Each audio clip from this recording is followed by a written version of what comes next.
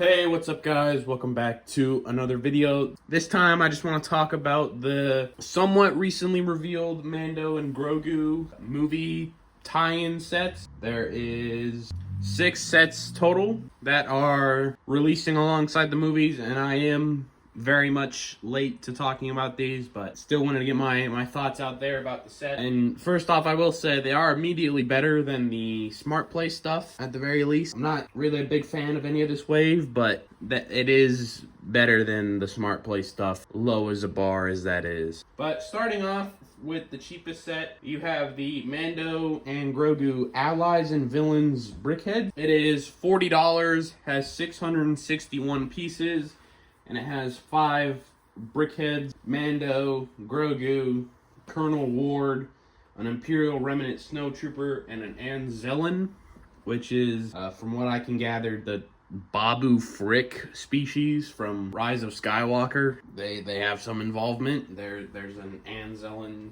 starship later on to talk about, but I have nothing really to say about this. Brickheads are brickheads. I think they all look kind of ugly. They are the equivalent to me of a Lego Funko Pop, so I'll never fucking collect them. They're not something I'm into, but they appeal to other people, so they seem alright price-wise, and they look par for the course for what a brickhead looks like. So if you're a Brickheads fan and you like The Mandalorian, then I'm sure this is a wonderful set for you. I really don't have anything to say about it other than that. Next, the AT-RT Attack, $45, 297 pieces, has 3 figures: Mando, Grogu, an Imperial Remnant AT-RT driver.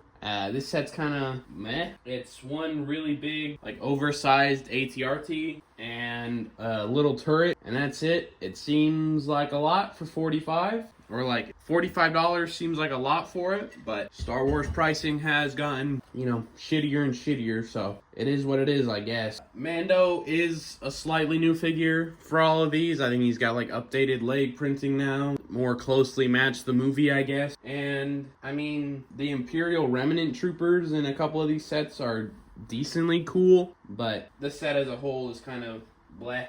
Really, I guess I'd wish there was at least like another figure or two thrown in there, but next is the New Republic X-Wing, $70, 558 pieces, 3 figures: Colonel Ward, Carson Teva, and a New Republic Astromech. And, I mean, this set looks good. I mean, they know how to make X-Wings. It pretty much looks like mostly a recolor and slight modification to the X-Wing they released 5 years ago now, in like 2020. Except I think that one had like a similar piece count and was $20 cheaper. So that's just the modern Lego Star Wars pricing in effect right there. So I don't think it's priced wonderfully. But this X-Wing is probably the one I'd be most likely to pick up out of this wave if it went on like a sale. But at the same time, I do have my other X-Wing still built and displayed, so, and I think I like the red color scheme more than the blue, so probably not. And I don't really have any interest in any of the figures. Others will, I think. Like the Carson Teva, I think he shows up in a fair amount of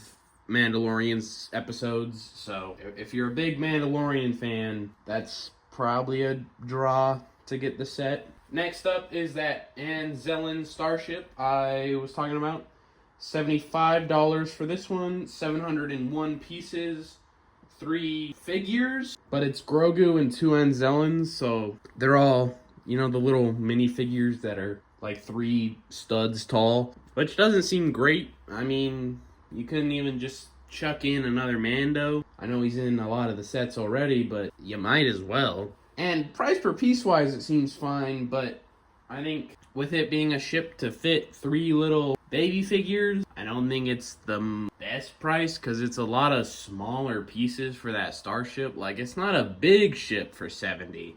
Pretty easily fits in someone's, like, hand. So, and I did forget to mention, Grogu is also slightly updated for his little minifig, whatever the term is for it. But he's got that little, like, medallion thing on his chest now. So, I guess that's neat. It's not, exactly the same as all the other ones that have been released. Next, there is a buildable Grogu for $130, 1,200 pieces. Comes with one Grogu figure. And this just looks like a slightly worse version of like the two previous buildable Grogus now at this point. Except this one, just like the little figure, has the medallion now as a big piece. Like, I think it's really just been a slight decline from the first one they released way back in, again, I think 2020, 2021, around that time. But I guess if you don't have enough Baby Yoda related stuff, then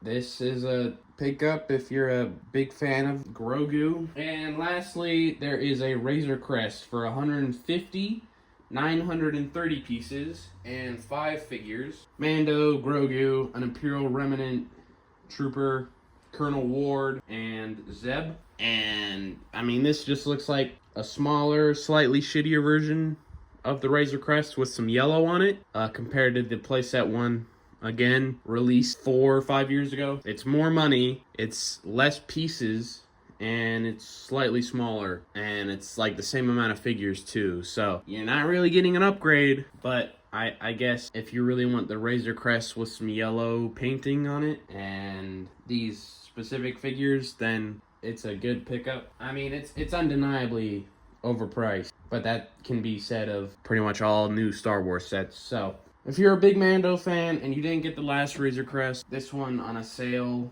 would be okay. Though again, I do think it's a worse looking model than the last one they released. All in all, like I said, it's a lackluster lineup to me, but I'm not really big into Mando stuff, so that's it's my just personal preferences there. All these sets do release April 26th, except for some reason the X-Wing, which releases on the 1st of April. I guess because that one has the most, I don't know, mainstream appeal, so it can just be released standalone as an X-Wing. Everything else is more closely tied to the movie. But for my personal taste, at least, it seems like this entire first half of Star Wars releases has just been a big bust so far. There should be like May sets, of course. There's supposed to be, you know, UCS set at least, and a couple other sets. The UCS set is rumored to be a sand crawler, I believe. So that could be interesting.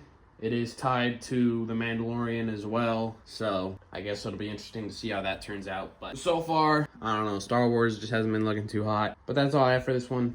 If you enjoyed the video, you want to see more LEGO content, make sure to leave a like, subscribe, do all that. I'll see you in the next one. Peace.